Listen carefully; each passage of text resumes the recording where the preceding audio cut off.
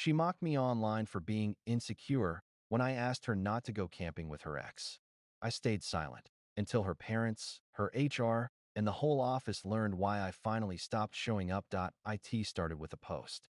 Not a fight, not a text, not even a conversation, just a caption under a photo. 7 words that told me everything I needed to know about where we stood. Why do guys get so envious when you have male buddies? The irony? She posted that 10 minutes after I asked her, gently, not to go on a camping trip with her ex. Her name's Tara. We'd been together for almost 2 years, living together for one. She's one of those people who light up a room. Funny, magnetic, the kind of energy that draws people in without even trying. And yeah, I'll admit it. That's one of the things that first pulled me toward her. She was spontaneous, fearless, the kind of woman who made you feel like life was happening in full color. But lately, that fearlessness started looking more like carelessness. It started small. Late-night texts from friends. Inside jokes with guys I'd never met. Photos with captions like, "My favorite troublemaker." Always just playful enough to seem harmless, but pointed enough to sting. Every time I brought it up, she'd laugh. "You're overthinking it. They're just friends, babe.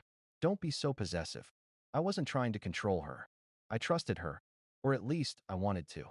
But when she mentioned she was going camping with her ex-boyfriend, just as part of the group, I felt something twist in my stomach. "Why does it have to be him?" I asked. "He's part of the friend circle, and I'm not cutting people out just because I'm dating you," she said. I stayed quiet for a moment, then asked, "Would you be okay if I spent a weekend in the woods with my ex?" She rolled her eyes. "That's different." Of course it was. It always is, when they're the ones doing it. That night, I didn't argue, didn't yell, didn't beg her not to go. Instead, I went quiet and started watching. The next morning, she posted that quote. The same morning, I saw the event pop up on her calendar. Weekend trip, Lake Tarrant, Friday through Sunday. That's when I made my decision. No ultimatums, no confrontation, just clarity. I picked up my phone, went to my HR app, and changed my emergency contact from Tara L. to my brother, Sam. A small gesture, but a symbolic one. My version of disconnecting life support from something that had already flatlined. Then, I started making other quiet adjustments. I moved my valuables into my office drawer at work. I put my name back on the lease for my old apartment. And I stopped sharing my location with her, something she had insisted we do for transparency. If she wanted freedom, I'd give it to her. Friday morning came. She kissed me goodbye like nothing was wrong. Told me she'd text when they got there. I just nodded and said, "Have fun." She paused for a second, maybe expecting a reaction. When she didn't get one, she smiled. That smug, knowing smile that said, "See? I told you you're overreacting." Then she left. I didn't text her that weekend. Didn't call. Didn't check her stories. Instead, I spent Saturday with my brother and his kids, grilling in the backyard, laughing for the first time in months. By Sunday night, my phone started lighting up. 31 missed calls. 14 texts. "Hey, can we talk? Why aren't you answering? You're being childish. Please pick up." But I didn't. Because I wasn't angry. I was done. That night, I called her parents. I'd always gotten along well with them, especially her mom. When her dad picked up, he sounded cheerful at first. "Hey, kiddo. Coming for Sunday dinner." I hesitated for a second before saying quietly, "Actually, sir, I think I'm going to stop coming by for a while." He went silent. "Is everything okay?" "Yeah," I said softly. "Just not anymore." Tara came home around 11:30 p.m. She looked tired, makeup smudged, hair messy from the trip. She dropped her bag and asked, "Why didn't you answer me all weekend?" I didn't respond, just looked at her. "What's your problem?" she snapped. "You can't just ghost me like that." I handed her my phone. On the screen was her Instagram post. "This," I said quietly, "this is my problem." She frowned. "You're mad about that?" It was a joke. I nodded slowly. So was this relationship. Then I picked up my keys and left. That's where it started. With silence. But what came next, what I found out after, made me realize I hadn't just been disrespected, I'd been played. And the people she thought were laughing with her, they were already talking to me. The next morning felt quiet. Too quiet. The kind of silence that hangs in the air after a storm, when everything looks calm, but you just know something underneath hasn't settled. Tara didn't talk much. She moved around the kitchen, making coffee, scrolling on her phone, avoiding my eyes. For the first time since I'd known her, She looked uncomfortable in her own apartment. Good. She left for work without saying goodbye. I didn't stop her. Later that day, my phone buzzed. A message from Derek, one of her friends from the same social group. We'd talked a few times before, mostly during gatherings, and he always seemed decent. This time, though, his message was short but heavy. Derek, hey man, not my place, but you should know, she wasn't exactly alone at that trip. My stomach didn't drop. I didn't feel that cinematic shock people talk about. Just confirmation. That dull, inevitable click when a puzzle piece finally fits where you always knew it would. Me, appreciate it. You don't have to say more. Derek, I figured. For what it's worth, a lot of us saw it. We just didn't know if it was serious. I thanked him, then muted the chat. A few minutes later, another message popped up, this time from Sophie, one of Tara's closest girlfriends. Someone who had defended her 1,000 times before. Sophie, hey, I think you should know that Tara posted some weird stuff in our group chat. She was bragging about how free she felt. Said she needed a man who could handle her. Me. Thanks for telling me. Sophie, she's going to regret it. Everyone saw how you treated her. You didn't deserve that. That night, Tara came home acting like nothing had happened. She plopped down on the couch, scrolling on her phone, pretending to watch TV. The silence between us stretched, thick and sharp. Finally, she sighed dramatically. You're really not going to talk to me? What are we, 12? I looked up from my laptop. I'm just giving you the space you said you wanted. Oh my God, she groaned. Are you still mad about the camping trip? I told you it was innocent. I didn't argue. I just stared at her, and after a few seconds, that confidence started to crumble. She shifted in her seat. What? You don't believe me? Does it matter? I asked quietly. You already decided what kind of person I am. Insecure, controlling, jealous. So if I believed you, it would surprise you, wouldn't it? Her lips parted, but no words came out. The next day, I called my landlord, a good friend of mine, and told him I was moving back into my old apartment. He said it was still available. By that evening, I had a key.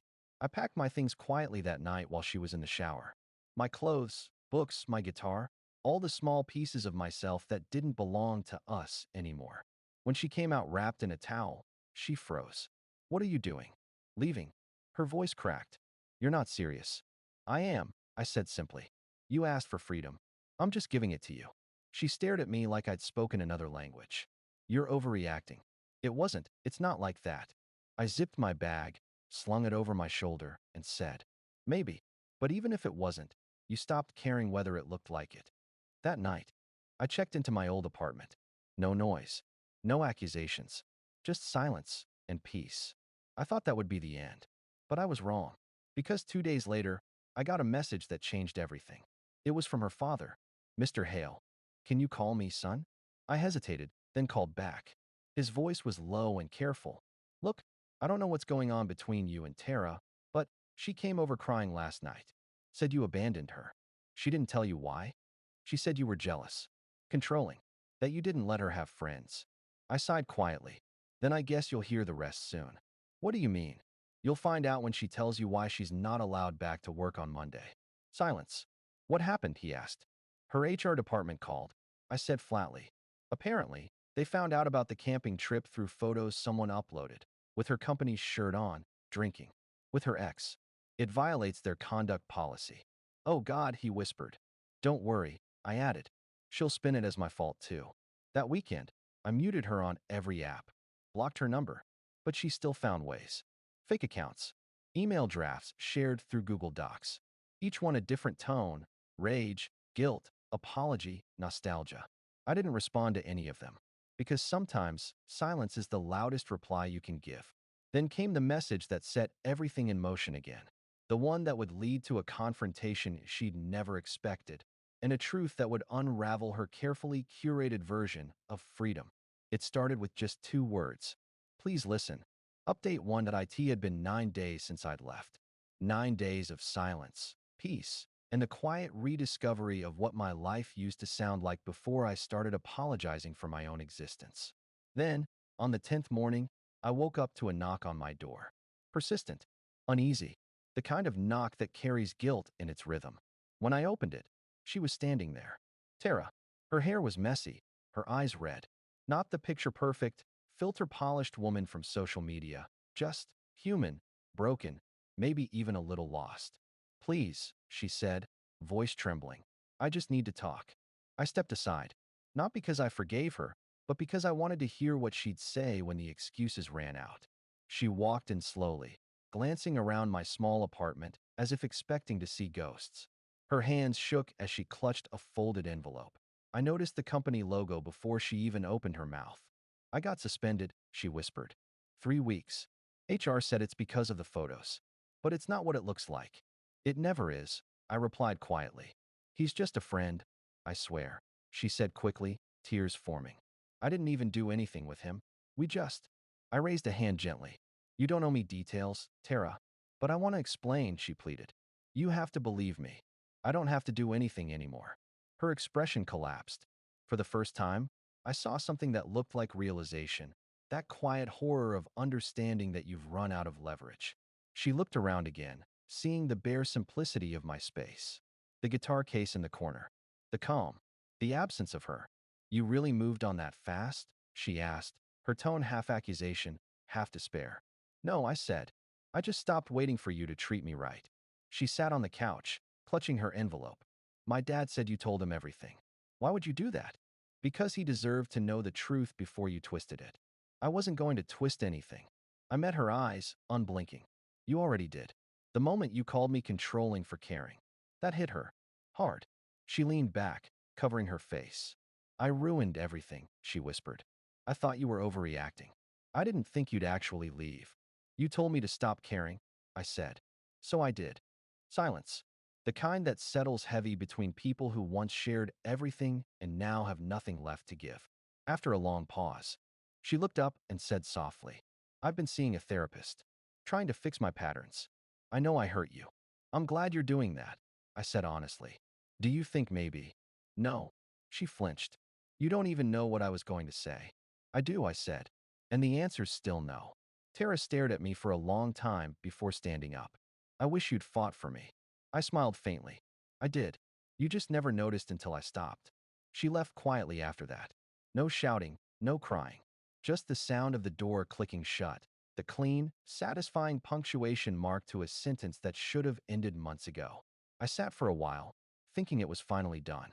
But then, later that evening, I got a text. Not from her. From her HR department. Mr. Hales, we understand you may have relevant information regarding an employee under internal review.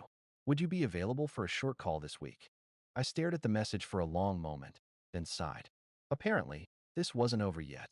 And when I picked up that phone 2 days later, I learned something that made me realize Tara's innocence wasn't just emotional manipulation. It was calculated. And her work husband? He had a history. Final update point 3 weeks passed before I heard anything again. By then, my life had settled into something that finally felt mine. Early mornings. Coffee without an argument. Work that didn't feel like walking on eggshells. Silence that didn't sting. Then one afternoon, my phone buzzed.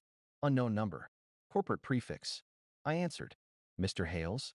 This is Sandra from HR Compliance at Clarion Consulting. We spoke last week. Her tone was formal, careful, the kind of careful that meant lawyers were nearby. We've concluded the internal investigation. I thought you'd want to know. I said nothing, just listened. The allegations of inappropriate conduct between Mrs. Tara Hales and her colleague were substantiated. He's been terminated. She resigned before we could finalize disciplinary action. There was a pause. For the record, your statements helped confirm the timeline. Thank you for your cooperation. I hung up quietly, staring at the wall. No smile. No satisfaction. Just peace. The calm that follows the storm you didn't cause, but survived anyway.